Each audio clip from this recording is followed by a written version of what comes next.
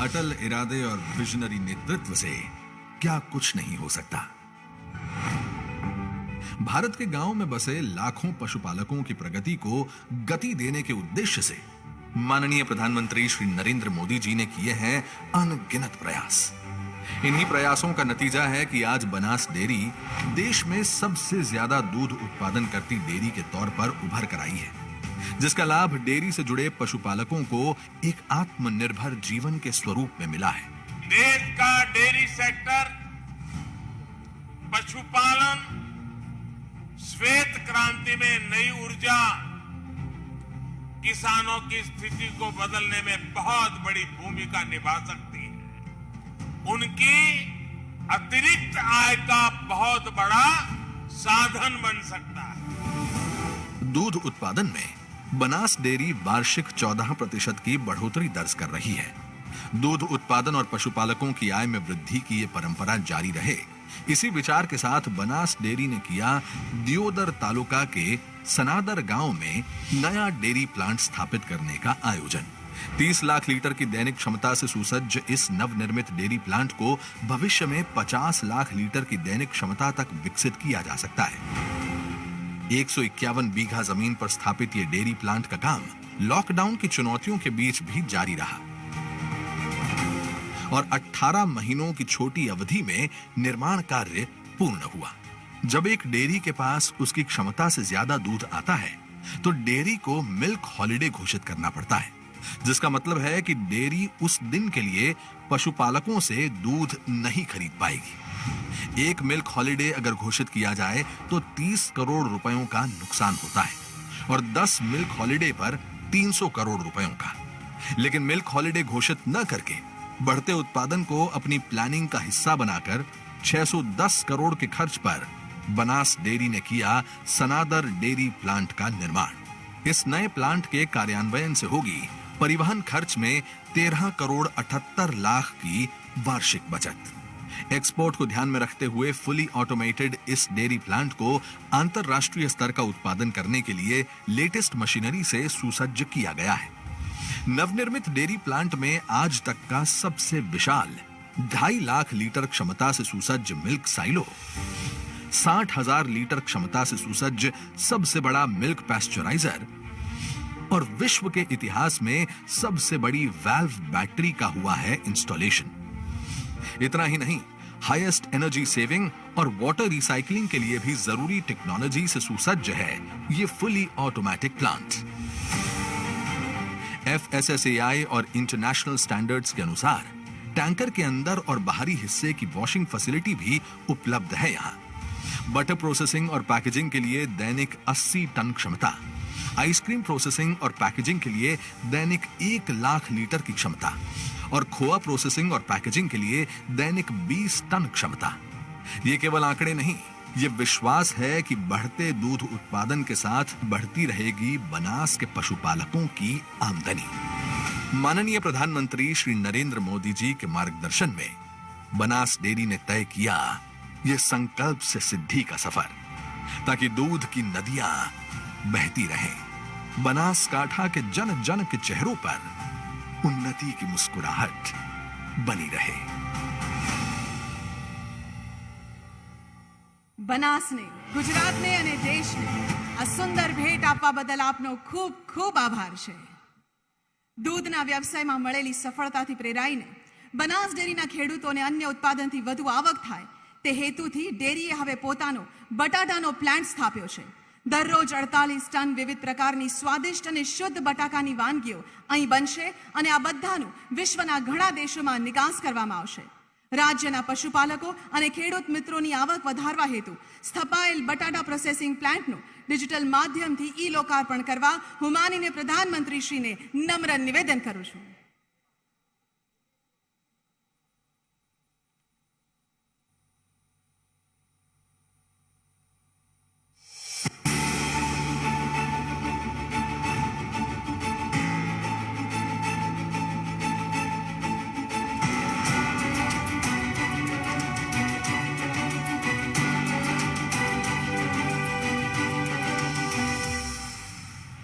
मरुभूमि में भी जान भरने की ताकत अगर है तो बनासकांठा के किसान में है, उत्तर गुजरात के किसान में है, जो अपना पसीना बहा करके जमीन में जान भर देता है। माननीय प्रधानमंत्री श्री नरेंद्र मोदी जी के किसानों की आय बढ़ाने के विजन को यथार्थ करने के उद्देश्य के साथ बनास डेयरी ने पोटैटो प्रोसेसिंग प्लांट स्थापित करके किसानों से सही दाम पर आलू खरीद के उससे फ्रेंच फ्राइज और स्पेशलिटी आइटम्स जैसे कि smiley aloo tikki, veggie stick, hash brown, burger patty, potato wedges इत्यादि बनाने का आयोजन किया है। गर्व की बात यह भी है कि दैनिक 48 टन की क्षमता से सुसज्ज दुनिया का पहला कोऑपरेटिव पोटैटो प्रोसेसिंग प्लांट स्थापित हुआ है बनासकांठा में। माननीय प्रधानमंत्री श्री नरेंद्र मोदी जी के मार्गदर्शन में बनास डेयरी ने तय किया यह संकल्प से सिद्धि का सफर।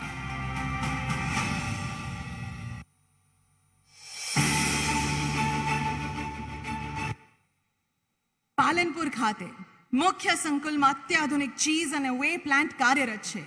ચીઝ અને વેના વિવિધ પ્રકારના ઉત્પાદનો જેમ કે processed cheese, dice cheese, block cheese, શેનાર ચીઝ, મોઝરેલા ચીઝના ઉત્પાદનની વિસ્તૃત ક્ષમતાવાળો પ્લાન્ટ અને વે પ્લાન્ટની ક્ષમતા બમણી કરતો પ્લાન્ટ હવે માનનીય વડાપ્રધાન શ્રીના હસ્તે વરદ હસ્તે આપણે ઈ લોકાર્પણ કરવા વિનંતી કરીએ છીએ।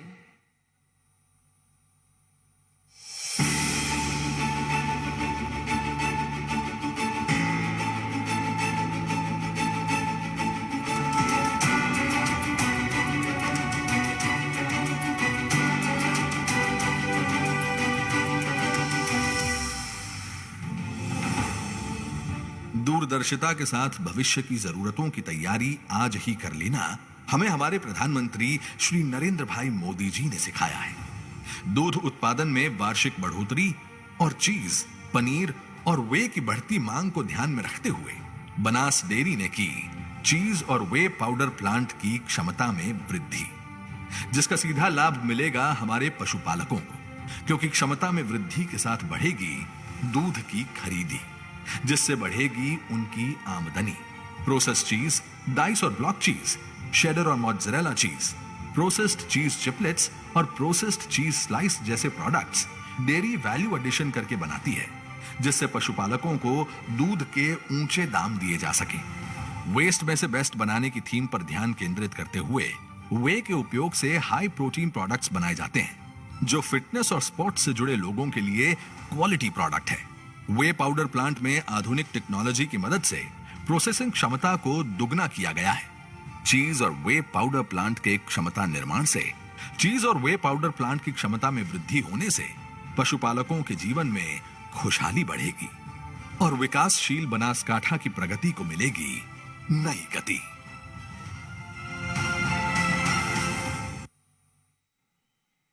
માનનીય વડાપ્રધાન શ્રીનો દ્રઢ અભિગમ છે કે ગાયના છાણમાંથી ખેડૂતોએ વધારાની આવક મેળવવી જ જોઈએ, ગામમાં સ્વચ્છતા જાળવવી જ જોઈએ અને સ્વચ્છ ઉર્જા મેળવવી જોઈએ, જેના ઉપક્રમે દરરોજ 40 ટન ગોબર એકત્ર કરીને 800 કિલો શુદ્ધ બાયોગેસ વાહનોમાં સીએનજી તરીકે વપરાય છે। Banas bio CNG plant Dama Deesa ખાતે વિધિવત શરૂ કરવામાં આવી રહ્યો છે। 4 સ્થળ ખીમાણા, રતનપુરા ભીલડી, રાધનપુર, થાવર ખાતે ગાયના છાણના 100 ટન પ્રતિદિન ક્ષમતાના પ્લાન્ટ સ્થાપવાની કામગીરી શરૂ કરવામાં આવનાર છે। આ હેતુ માટે તમામ 4 સ્થળોનું ડિજિટલ માધ્યમથી ભૂમિપૂજન કરવા અને બાયોગેસ સીએનજીનું ઈ લોકાર્પણ કરવા માનનીય પ્રધાનમંત્રી શ્રીને નમ્ર નિવેદન છે।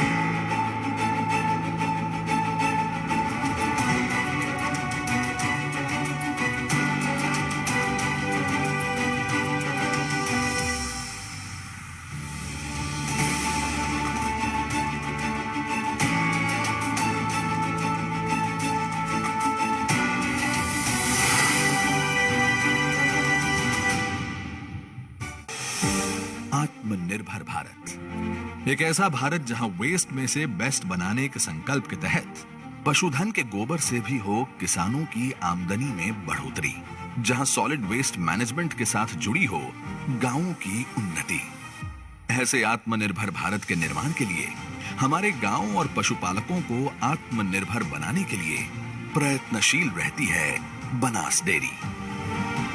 इन्हीं प्रयासों के स्वरूप में माननीय प्रधानमंत्री श्री नरेंद्र मोदी जी के मार्गदर्शन में बनास डेयरी ने स्थापित किया प्रतिदिन 40 टन गोबर प्रोसेस करने की और 800 किलो बायोगैस का आउटपुट देने की क्षमता से सुसज्ज गुजरात का पहला बनास बायो सीएनजी प्लांट, जिसके तहत एक और दूध की तरह पशुपालकों से गोबर खरीदने की पहल से उनकी आमदनी बढ़ी है, तो दूसरी ओर परिवहन के लिए बायो सीएनजी गैस और फार्मिंग के लिए ऑर्गेनिक खाद का उत्पादन हो रहा है। बायोगैस सृजन से एक स्वच्छ भविष्य का निर्माण करने के लिए खीमाना, रतनपुर, राधनपुर और थावर इन 4 स्थानों पर प्रतिदिन 5000 क्यूबिक मीटर क्षमता से सुसज्ज नए बायोगैस प्लांट्स की होगी स्थापना। माननीय प्रधानमंत्री श्री नरेंद्र मोदी जी का वेस्ट में से बेस्ट बनाने का मंत्र बनास के पशुपालकों को प्रदान करेगा विकास की एक नई ऊर्जा।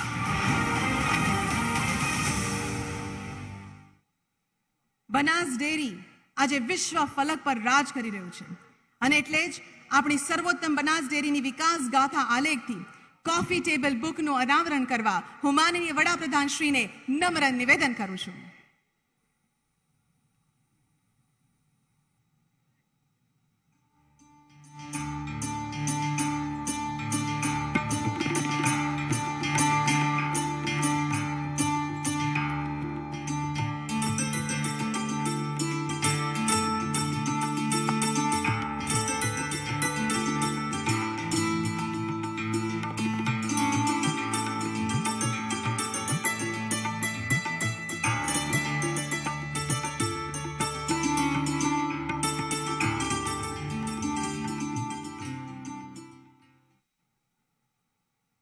સૌનો ખૂબ ખૂબ આભાર।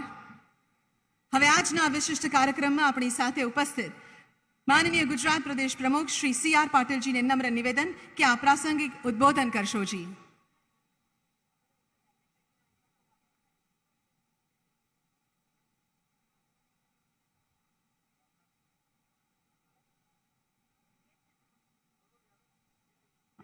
ભારત માતા કી।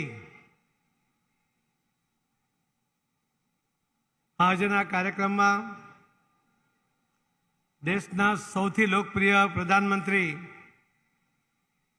આદરણીય શ્રી નરેન્દ્રભાઈ મોદી સાહેબ, ગુજરાત રાજ્યના આદરણીય મુખ્યમંત્રી શ્રી ભૂપેન્દ્રભાઈ પટેલજી, રાજ્ય સરકારના મંત્રીશ્રીઓ, સાંસદ સભ્યશ્રીઓ, ધારાસભ્યશ્રીઓ, બનાસ ડેરીના ચેરમેન શ્રી શંકરભાઈ ચૌધરી, ડાયસ ઉપર બેઠેલા સૌ આગેવાનો, ખૂબ મોટી સંખ્યામાં અહીં ઉપસ્થિત બહેનો અને ભાઈઓ,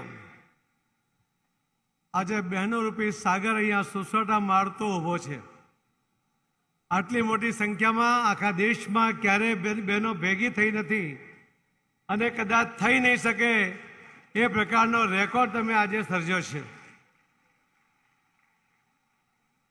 અને આ બહેનો એ તો રાજકુંવરી જેવી છે। આપણે કહેતા કે રાજાની દીકરી રાજકુંવરી પાણી માંગે તો દૂધ મળી જાય, પણ આ બહેનો તો કોઈને કદાચ પાણી આપવામાં એને તકલીફ પડે, કદાચ પાણી ઓછું મળે, પણ દૂધ તો એ દિલથી પીડાવી શકે એ આખા દેશને દૂધ જે આપી રહી છે એવી બહેનો અહીં ઉપસ્થિત છે। બહેનો, તમે આ જમીનની ઉપર કદાચ પાણી નથી એટલે ખેતીની શક્યતા ઓછી હતી, પાણીની અછતને કારણે ઇન્ડસ્ટ્રીઓ પણ ઓછી આવી, પણ તમે શ્વેત ક્રાંતિ કરીને જે રીતે ઇતિહાસ સર્જ્યો છે, જે રીતે આર્થિક ઉપાર્જન કરીને જે તાકાત ઊભી કરી છે, એના માટે આપ સૌને ખૂબ ખૂબ અભિનંદન આપું છું। અને બનાસ ડેરીએ આપનું કામ સરળ કરી આપ્યું છે।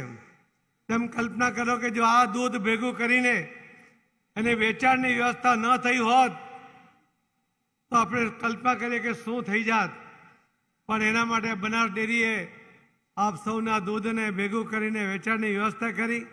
એના કારણે કરોડથી વધુ દૂધ ભરાવાળી બહેનો પણ અહીં હાજર છે। પણ એમાં વેલ્યુ એડિશન કરવા માટે ડેરીના ચેરમેન શ્રી શંકરભાઈ ચૌધરીએ બટાટામાંથી ચિપ્સ બનાવવા માટેનું મશીન લઈ આવવા પ્લાન્ટ નાખ્યો છે. આ જે પ્લાન્ટ છે એમાં બટાટા નાખશો તો સોનું તો નહીં નીકળે, પરંતુ એમાંથી ચિપ્સ જરૂર નીકળશે અને ચિપ્સ વેચીને તમે સોનું કરી શકશો એ પ્રકારનો આ પ્લાન્ટ છે.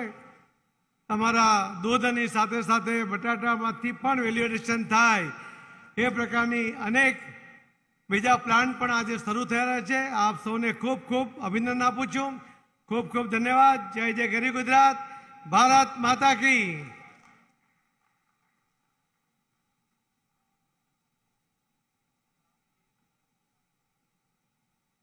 માનનીય શ્રી CR પાટીલજી, આપના ઉત્સાહપૂર્ણ શબ્દો માટે અમે આપના આભારી છીએ.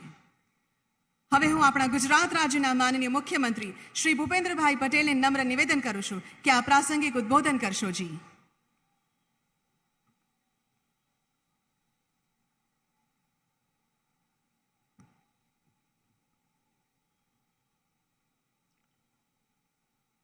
આજે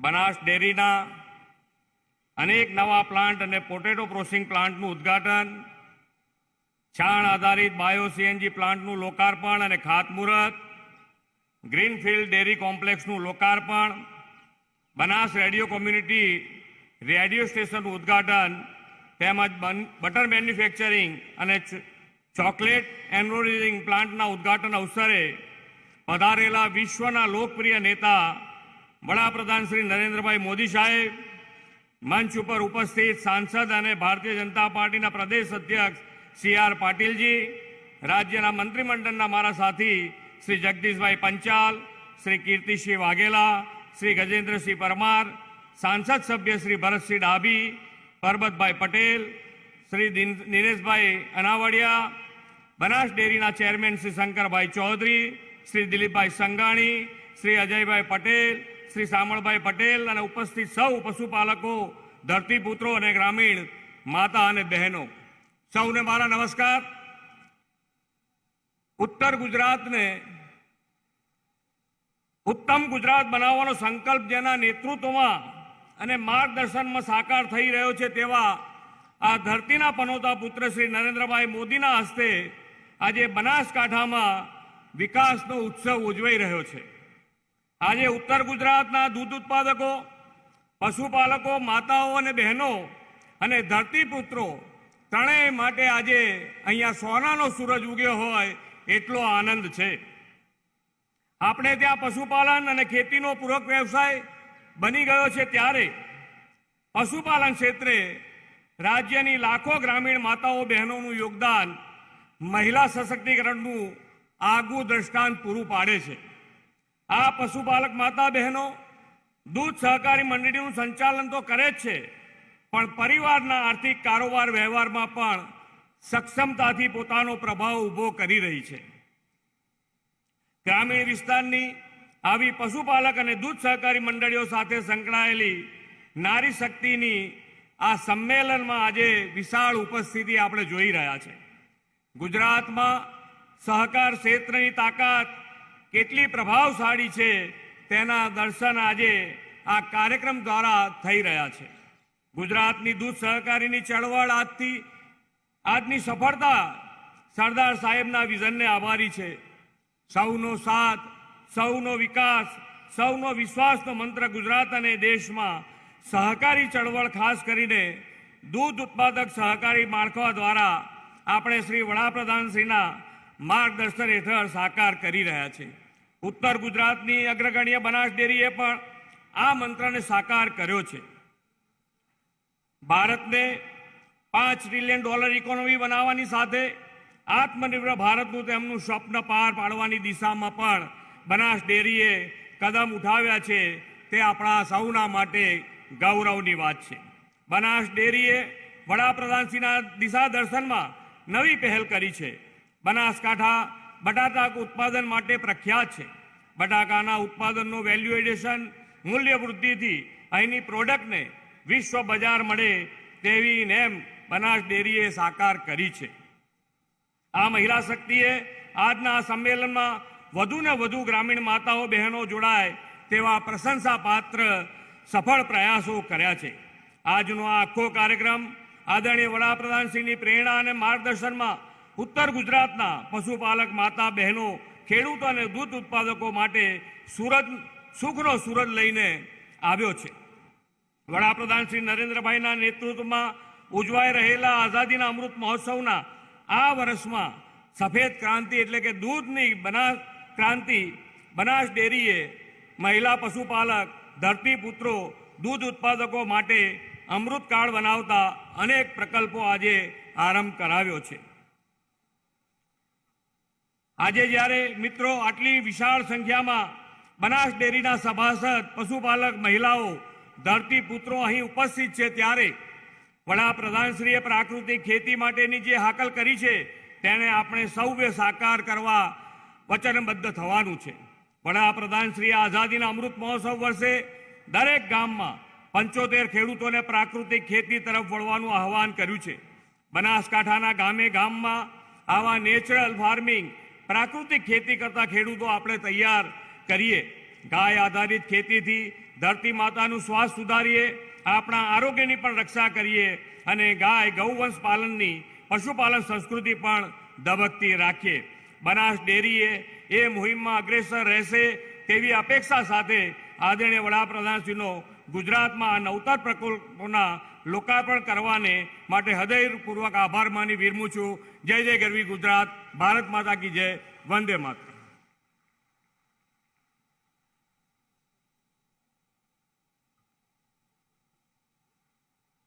માનનીય મુખ્યમંત્રી શ્રી, આપના પ્રોત્સાહનપૂર્ણ શબ્દો માટે આપનો ખૂબ ખૂબ આભાર છે. સૌનો સાથ, સૌનો વિકાસના સંકલ્પ મંત્રને લઈને વિકાસને જન આંદોલનમાં પરિવર્તિત કરી દરેક ક્ષેત્રમાં મહિલા સશક્તિકરણને પ્રાધાન્ય આપી દેશને ગૌરવ અપાવ્યું છે. એવા જનપ્રેરક, માર્ગદર્શક અને દીર્ઘદ્રષ્ટા માનનીય પ્રધાનમંત્રી શ્રી નરેન્દ્રભાઈ મોદીજીને તાળીઓના ગડગડાટ સાથે તેઓના સંબોધન માટે આમંત્રિત કરીએ છીએ.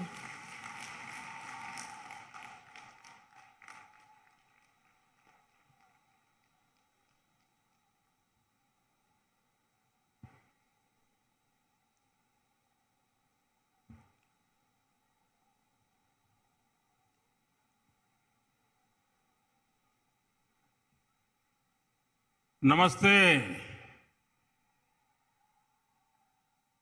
ये परा बजा मजामा? हाँ, હવે જરા તમારી ક્ષમા માંગીને શરૂઆતમાં થોડું મારે હિન્દીમાં બોલવું પડશે. બાબા બન્યા હે તો હિન્દી બોલના પડેગા ને, કારણ કે આ મીડિયાવાળા મિત્રોની વિનંતી હતી કે સાહેબ હિન્દીમાં બોલો તો સારું. તો મને થયું કે બધું તો નહીં પણ થોડું ઘણું જરા એમને હાચવી લઈએ. गुजरात के लोकप्रिय मुख्यमंत्री मृदु एवं मक्कम श्री भूपेंद्र सिंह पाटिल, गुजरात सरकार के मंत्री भाई जगदीश पंचाल, इसी धरती के संतान श्री कीर्ति सिंह वाघेला, श्री गजेंद्र सिंह परमार, सांसदगण श्री परबत भाई, भरत सिंह डाभी, दिनेश भाई अनावड़िया, बनास डेयरी के चेयरमैन, ऊर्जावान मेरे साथी भाई शंकर चौधरी, अन्य महानुभाव, बहनों और भाइयों, मां नरेश्वरी और मां अंबाजी की इस पावन धरती को मैं शत शत नमन करता हूं. आप सभी को भी मेरा प्रणाम. शायद जीवन में पहली बार ऐसा अवसर आया होगा कि एक साथ 1.5-2 लाख माताएं बहनें आज मुझे यहां आशीर्वाद दे रही हैं, हम सबको आशीर्वाद दे रही हैं. और जब आप ओवारना ले रही थी तब मैं अपने मन के भाव को रोक नहीं पाता था. आपके आशीर्वाद, मां जगदम्बा की भूमि की माताओं के आशीर्वाद मेरे लिए एक अनमोल आशीर्वाद है, अनमोल शक्ति का केंद्र है, अनमोल ऊर्जा का केंद्र है। मैं बनास की सभी माताओं बहनों को आदरपूर्वक नमन करता हूं। भाइयों और बहनों, बीते 1-2 घंटे में मैं यहां अलग अलग जगहों पर गया हूं। डेयरी सेक्टर से जुड़ी सरकारी योजनाओं की लाभार्थी पशुपालक बहनों से भी मेरी बड़ी विस्तार से बातचीत हुई है। ये जो नया संकुल बना है, पोटैटो प्रोसेसिंग प्लांट है, वहां भी विजिट करने का अवसर मुझे मिला। इस पूरे समय के दौरान जो कुछ भी मैंने देखा, जो चर्चा हुई, जो जानकारियां मुझे दी गई है, उससे मैं बहुत ही प्रभावित हूं और मैं डेयरी के सभी साथियों को और आप सबको हृदय से बहुत बहुत बधाई देता हूं। भारत में गांव की अर्थव्यवस्थाओं को, माताओं बहनों के सशक्तिकरण को कैसे बल दिया जा सकता है, कोऑपरेटिव मूवमेंट यानी सहकार कैसे आत्मनिर्भर भारत के अभियान को ताकत दे सकता है, ये सब कुछ यहां प्रत्यक्ष अनुभव किया जा सकता है। कुछ महीने पहले मुझे अपने संसदीय क्षेत्र वाराणसी में बनास काशी संकुल का शिलान्यास करने का अवसर मिला था। मैं बनास डेयरी का हृदय से आभार व्यक्त करता हूं कि काशी के मेरे क्षेत्र में आकर के भी वहां के किसानों की सेवा करने का, पशुपालकों की सेवा करने का गुजरात की धरती से बनास डेयरी ने संकल्प किया और अब मूर्त रूप दिया जा रहा है।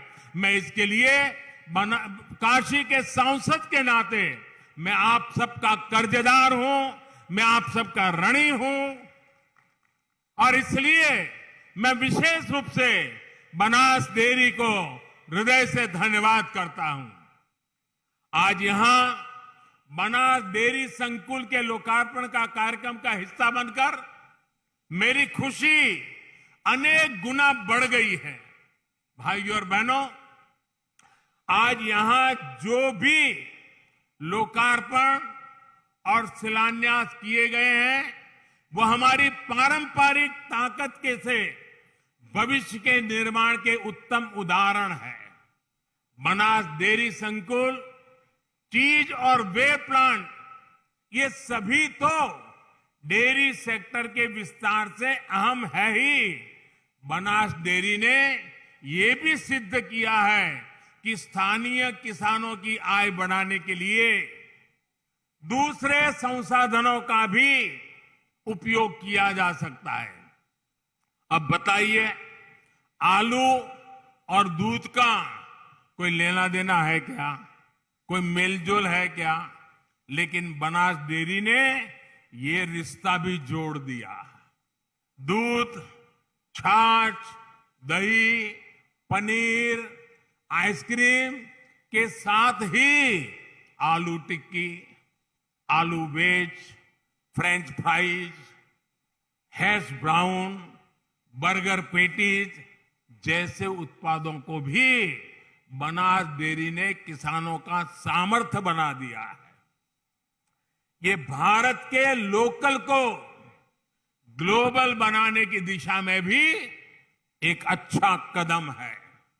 साथियों, बनासकांठा जैसे कम वर्षा वाले जिले की ताकत कांकरेज गाय, मैसानी भैंस और यहां के आलू से कैसे किसानों की तकदीर बदल सकती है, ये मॉडल आज बनासकांठा में हम देख सकते हैं। बनास डेयरी तो किसानों को आलू का उत्तम बीज भी उपलब्ध कराती है और आलू के बेहतर दाम भी देती है। इससे आलू किसानों की करोड़ों रुपए कमाई का एक नया क्षेत्र खुल गया है। और ये सिर्फ आलू तक सीमित नहीं है। मैंने लगातार स्वीट रिवॉल्यूशन की बात की है। शहद से किसानों को अतिरिक्त आय से जोड़ने का आह्वान किया है। इसको भी बनास डेयरी ने पूरी गंभीरता से अपनाया है। मुझे ये जानकर भी अच्छा लगा कि बनासकांठा की एक और ताकत यहां की मूंगफली और सरसों को लेकर भी डेयरी ने बड़ी शानदार योजना बनाई है। खाद्य तेल में आत्मनिर्भरता के लिए जो अभियान सरकार चला रही है, उसको बल देने के लिए आपकी संस्था तेल संयंत्र भी लगा रही है। ये तिलहन किसानों के लिए बहुत बड़ा प्रोत्साहन है। भाइयों और बहनों, आज यहां एक बायो सीएनजी प्लांट का लोकार्पण किया गया है और 4 गोबर गैस प्लांट का शिलान्यास हुआ है। ऐसे अनेक प्लांट्स बनास डेयरी देश भर में लगाने जा रही है। ये कचरे से कंचन के सरकार के अभियान को मदद करने वाले हैं। गोबर धन के माध्यम से एक साथ कई लक्ष्य हासिल हो रहे हैं। एक तो इससे गांवों में स्वच्छता को बल मिल रहा है, दूसरा इससे पशुपालकों को गोबर का भी पैसा मिल रहा है, तीसरा गोबर से बायो सीएनजी और बिजली जैसे उत्पाद तैयार हो रहे हैं, और चौथा इस पूरी प्रक्रिया में जो जैविक खाद मिलता है उससे किसानों को बहुत मदद मिलेगी और हमारी धरती मां को बचाने में भी हम एक कदम आगे बढ़ेंगे। इस प्रकार के प्रयास जब बनास डेयरी के माध्यम से पूरे देश में पहुंचेंगे तो निश्चित रूप से हमारी ग्रामीण अर्थव्यवस्था मजबूत होगी, गांव मजबूत होंगे, हमारी बहनें बेटियां सशक्त होगी। साथियों, गुजरात आज सफलता की जिस ऊंचाई पर है, विकास की जिस ऊंचाई पर है, वो हर गुजराती को गर्व से भर देता है। इसका अनुभव मैंने कल गांधीनगर के विद्या समीक्षा केंद्र में भी किया। गुजरात के बच्चों के भविष्य को, हमारी आने वाली पीढ़ियों को संवारने के लिए विद्या समीक्षा केंद्र एक बहुत ताकत बन रहा है। हमारी सरकारी प्राथमिक शाला, उसके लिए इतनी बड़ी टेक्नोलॉजी का उपयोग ये दुनिया के लिए एक अजूबा है। वैसे मैं इस सेक्टर से पहले से जुड़ा रहा हूं, लेकिन गुजरात सरकार के निमंत्रण पर कल मैं विशेष तौर पर गांधीनगर में इसे देखने गया था। विद्या समीक्षा केंद्र के काम का जो विस्तार है, टेक्नोलॉजी का जो बेहतरीन इस्तेमाल इसमें किया गया है, वो देखकर मुझे बहुत अच्छा लगा। हमारे लोकप्रिय मुख्यमंत्री श्री भूपेंद्र भाई के नेतृत्व में ये विद्या समीक्षा केंद्र पूरे देश को दिशा दिखाने वाला सेंटर बन गया है। आप सोचिए, पहले मुझे 1 घंटे के लिए ही वहां जाना था, लेकिन मैं वहां सारी चीजों को देखने समझने में ऐसा डूब गया कि 1 घंटे का कार्यक्रम मैं 2-2.5 घंटे तक वहीं चिपका रहा। इतना मुझे उसमें रुचि बढ़ गई। मैंने स्कूल के बच्चों से, शिक्षकों से काफी विस्तार से बातें भी की। बहुत से बच्चे अलग अलग स्थानों से भी जुड़े थे, दक्षिण गुजरात, उत्तर गुजरात, कच्छ, सौराष्ट्र। आज ये विद्या समीक्षा केंद्र गुजरात के 54,000 से ज्यादा स्कूलों से 4.5 लाख से ज्यादा शिक्षक और 1.5 करोड़ से ज्यादा विद्यार्थियों की एक जीती जागती ऊर्जा का ताकत का केंद्र बन गया है। इस केंद्र को artificial intelligence, machine learning, big data analysis ऐसी आधुनिक सुविधा से सुसज्जित किया गया है। विद्या समीक्षा केंद्र हर साल 500 करोड़ डेटा सेट का विश्लेषण करता है। इसमें असेसमेंट टेस्ट, सत्र के अंत में परीक्षा, स्कूल की मान्यता, बच्चों और शिक्षकों की उपस्थिति से जुड़े कार्यों को किया जाता है। पूरे प्रदेश के स्कूल में एक तरह का टाइम टेबल, प्रश्न पत्र, चेकिंग, इन सब में भी विद्या समीक्षा केंद्र की बड़ी भूमिका है। इस सेंटर की वजह से स्कूलों में बच्चों की उपस्थिति 26% तक बढ़ गई है। शिक्षा के क्षेत्र में ये आधुनिक केंद्र पूरे देश में बड़े परिवर्तन ला सकता है। मैं भारत सरकार के संबंधित मंत्रालयों और अधिकारियों से भी कहूंगा कि विद्या समीक्षा केंद्र का अवश्य अध्ययन करें। विभिन्न राज्यों के संबंधित मंत्रालय भी गांधीनगर आए, इसकी व्यवस्था का अध्ययन करें। विद्या समीक्षा केंद्र जैसा आधुनिक व्यवस्था का लाभ देश के जितने ज्यादा बच्चों को मिलेगा, उतना ही भारत का भविष्य उज्जवल बनेगा। મને લાગે છે કે હવે મારે તમારી જોડે આપણા બનાસના મૂળમાં વાત કરવી જોઈએ।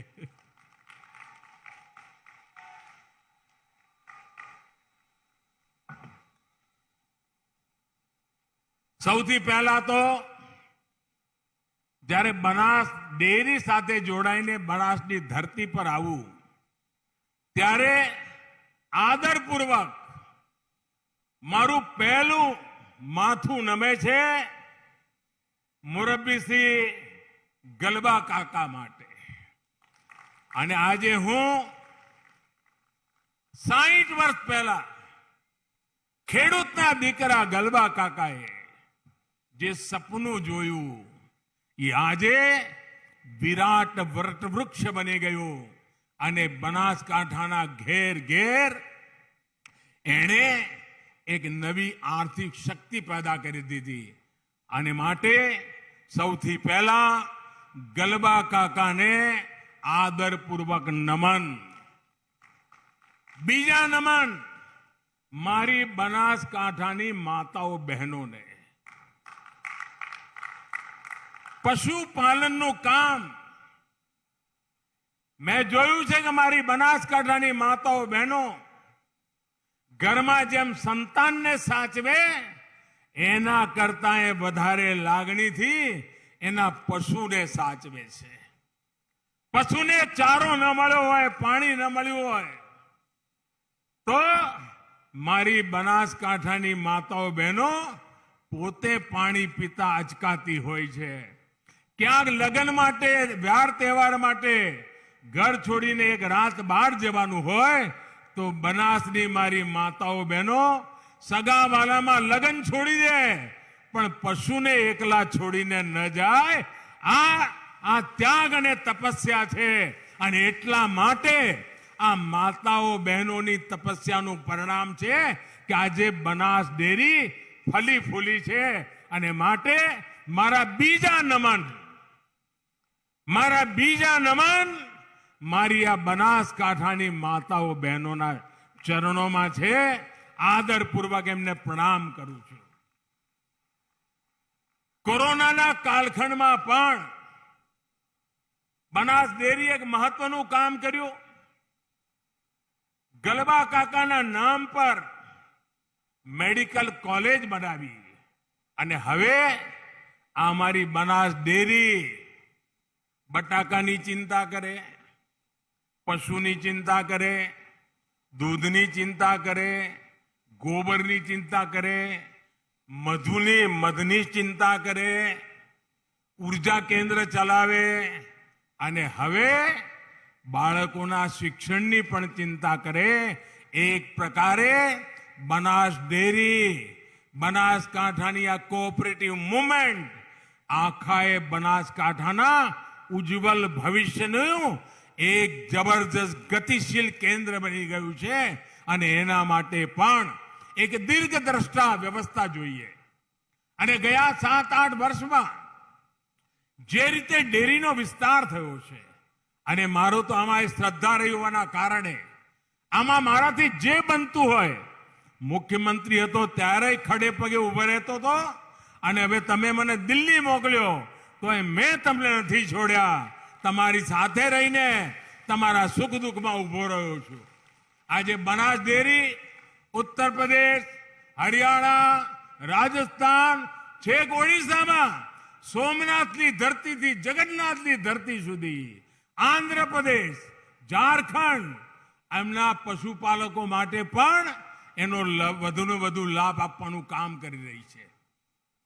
આજે વિશ્વના સૌથી મોટા દૂધ ઉત્પાદક દેશ આપણો ભારત, કરોડો કિસાનોની આજીવિકા જ્યારે દૂધથી ચાલતી હોય ત્યારે એક સાલમાં લગભગ ઘણીવાર આંકડા જોઈને કેટલાક લોકો, મોટા મોટા અર્થશાસ્ત્રીઓ પણ આની તરફ ધ્યાન નથી આપતા.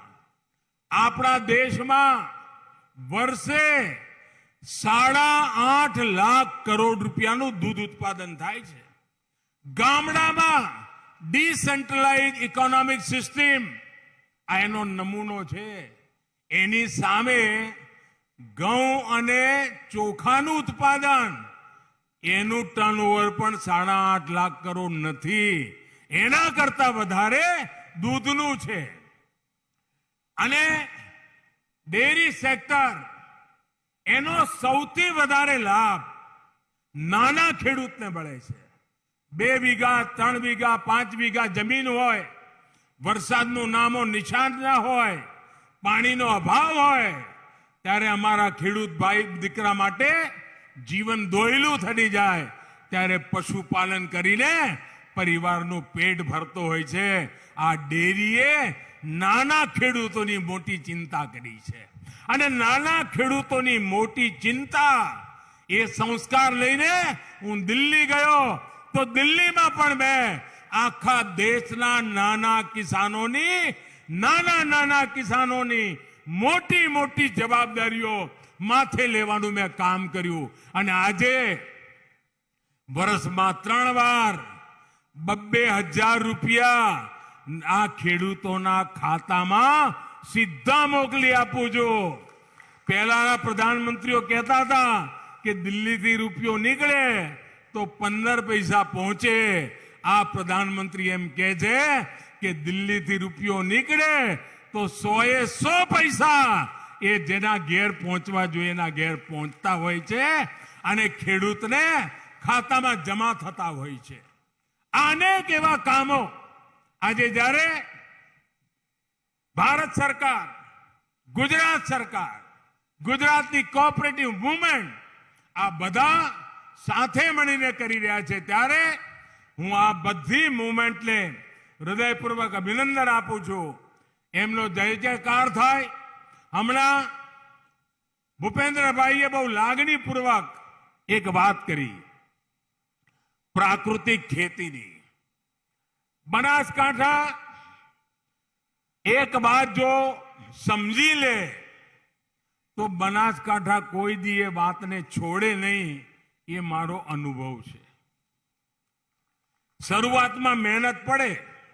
મને યાદ છે વીજળી છોડો કહીને હું થાકી ગયો અને બનાસના લોકોને થતું કે આ મોદીને કે સમજણ નથી પડતી અને અમને કહે છે કે વીજળીમાંથી બહાર આવો અને મારો વિરોધ કરતા હતા. પણ જ્યારે બનાસના ખેડૂતો સમજ્યા અને મારા કરતા પણ 10 કદમ આગળ ગયા અને પાણી બચાવવાનું મોટું અભિયાન ઉપાડ્યું, ટપક સિંચાઈનો સ્વીકાર કર્યો અને આજે બનાસ ખેતીના ક્ષેત્રમાં ક્રાંતિકારી બદલાવ લાવવાનું કામ આજે મારું બનાસકાંઠા કરી રહ્યું છે. મને પૂરો વિશ્વાસ છે કે માં નર્મદા જ્યારે બનાસને મળવા આવી છે ત્યારે આ પાણીને પરમેશ્વરનો પ્રસાદ માનીએ, આ પાણીને પારસ માનીએ અને આ વખતે આઝાદીનો અમૃતકાળ, આઝાદીનો અમૃત મહોત્સવ છે. આઝાદીના 75 વર્ષ થયા છે. મારી બનાસ જિલ્લાને વિનંતી છે કે 75 એવડા મોટા તળાવ બનાવીએ બનાસની આ સૂકી ભટ્ટ જમીનમાં, જ્યાં તણખલું પણ ન થતું હોય એવી ધરતી આપણે ત્યાં પડી છે. 75 એવડા મોટા તળાવ બનાવીએ અને 1 કે 2 વરસાદ આવે તો પણ પાણી ધડાધડ ત્યાં બહીને જતું રહે એવી વ્યવસ્થા કરીએ. અને જો પાણી આ તળાવ ભરવાનું ચાલુ કરીશું તો મારો પૂરો વિશ્વાસ છે આ ધરતી પણ અમૃતમય બની જશે. અને એટલા માટે મારી અપેક્ષા છે કે આ જૂન મહિના પહેલા, વરસાદ આવે પહેલા, આગામી 2-3 મહિનામાં જબરદસ્ત અભિયાન ઉપાડીએ અને 2023 15મી ઓગસ્ટ આ આઝાદીના અમૃત મહોત્સવ સમયમાં જ આ 1 વર્ષમાં એકલા બનાસ જિલ્લામાં ઓછામાં ઓછા 75 મોટા તળાવ બનાવીએ અને પાણીથી લબાલબ ભરીએ તો આજે જે પાણીની મોટી નાની તકલીફો પડે છે એમાં આપણે બહાર આવી જઈશું. અને હું તમારો અનન્ય સાથી છું. જેમ ખેતરમાં એક સાથી આપણું કામ કરે ને એમ હું તમારો સાથી છું. અને એટલે તમારા સાથી તરીકે તમારી જોડે પડખે ઉભો રહીને કામ કરવા માંગુ છું. હવે તો આપણા નડાબેટમાં ટુરિઝમનું કેન્દ્ર બની ગયું. ભારતના બોર્ડર જિલ્લાઓનો વિકાસ કેમ થાય, ભારતની બોર્ડરને કેવી રીતે જીવંત બનાવાય એનું ઉદાહરણ ગુજરાતે પૂરું પાડ્યું છે. કચ્છની સીમા પર રણોત્સવ આખા કચ્છના સરહદને, ત્યાં વસતા ગામોને આર્થિક રીતે ધમધમતા કરી દીધા. હવે નડાબેટ એનું જે સીમા દર્શનનો કાર્યક્રમ શરૂ થયો છે એના કારણે અમારા બનાસ અને પાટણ જિલ્લાની સરહદોના છેવાડાના ગામો માટે પણ આ ટુરિઝમના કારણે આ ગામડા ધમધમતા થવાના છે. દૂર સુદૂર ગામડામાં રોજીરોટીના અવસર પેદા થવાના છે. વિકાસ માટેના કેટલા બધા માર્ગ હોઈ શકે.